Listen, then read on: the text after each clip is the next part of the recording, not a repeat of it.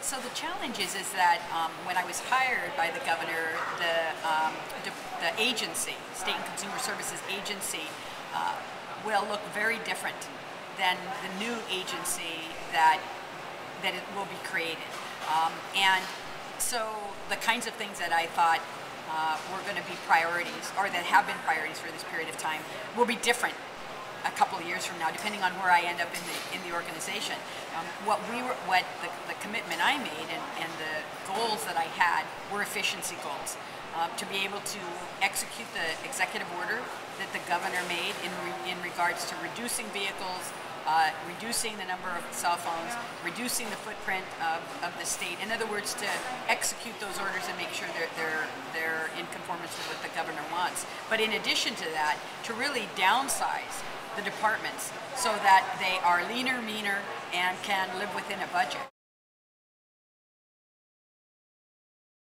The governor is also very interested in greening the capital and our buildings and the vehicles that we use. So in this process of downsizing, looking at ways to be more efficient in terms of energy efficiency and save us money as well. So it's a process you go through to be able to bring everybody on board.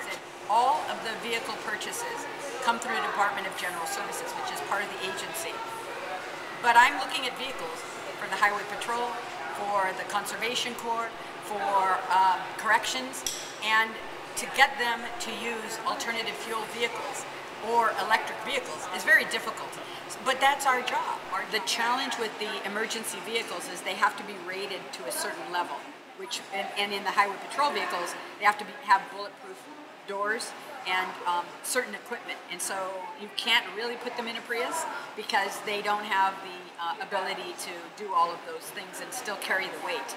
But we're gonna green the fleet. I mean, part of the challenge is that there's a certain way of doing business, and people have been doing it for years. And so there's resistance to change.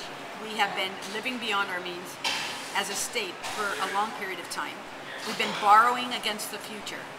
And Governor Brown is very clear about that stopping, that we need to pay our debts, we need to get out of debt, and we need to live within our means. So finally I'm getting to focus on how to do that from a real practical perspective. And so that makes me feel, despite the fact that there are long days, despite the fact that I'm in Sacramento when I'd rather be in Salinas, the work is really rewarding, and I'm really enjoying the challenge that it presents.